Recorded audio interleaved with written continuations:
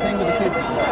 Well, look, for many years I was kind of on my soapbox, so I wasn't affiliated with any movement because no one really represented my values, my Christian values.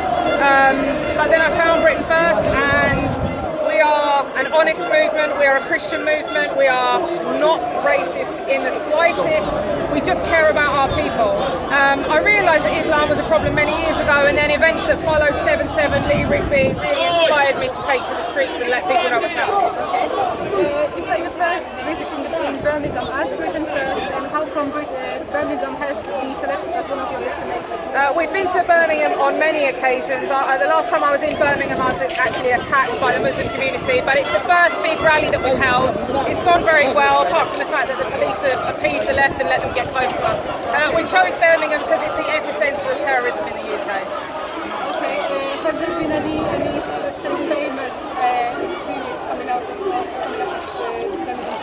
Loads. The majority of them are coming out of the Birmingham community, and Birmingham police are more interested in appeasing them than stopping them. Okay. Well, I personally do not live in Birmingham, but I have been a regular visitor to the city as I used to go to university nearby, Baptist University. I can definitely see the city gains a probably Middle Eastern character, and the demographic makeup of the city changes quite rapidly. It's obvious that when we look at areas like Spark Hills, Park Brook, and Small Heath, do you think it's still possible to reverse or at least to slow down this demographic change in the city? What would be the necessary steps? Well, in terms of demographics, it's very clear, and I've said this to the people of Britain. We are not breeding enough. These people are outbreeding us. We are breeding 1.2 children per couple. They are having between 5.5 and 5.8. What we're looking at is population replacement. If we do not stand up to these people, first of all, we need to stop all Muslim immigration into the country so we can get a hold of what's happening.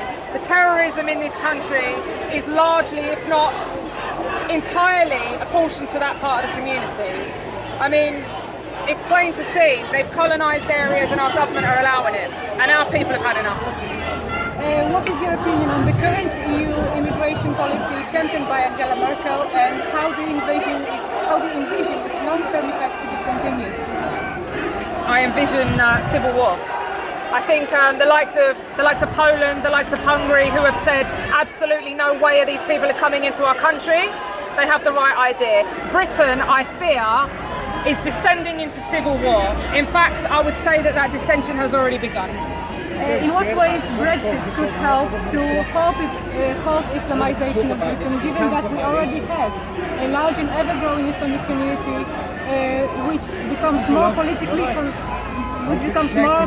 confident and often refuses to assimilate into the whole society? Well, look, Brexit gives us back control. We are used to being a sovereign nation. We don't need to be dictated to by unelected bureaucrats. We need to get back control of our island. We need to take control of our legislation.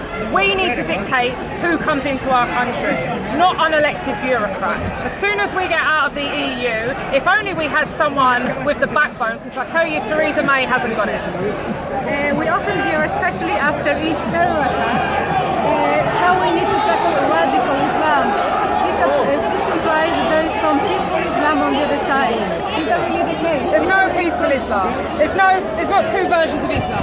There's just Islam. The Quranic scriptures, the Islamic scriptures, instruct and incite Muslims to wage jihad against us. There is no peaceful version. It's a lie. It's taqiyya. Don't be fooled. The only reason these people are killing non-Muslims is because it's in the scriptures to do so. As mentioned before, I have been visiting the city on a regular basis, and there are always at least 2 stalls, Dawah stalls in Birmingham city centre. For those who do not know yet, Dawah is basically an effort by Muslims to gain new converts.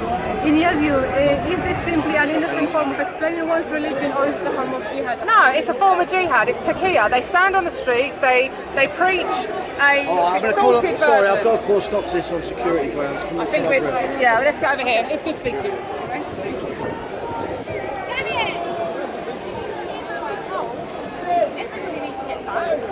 They won't look, and they've allowed the Muslims to run. Look, because they're close now. We need to get out.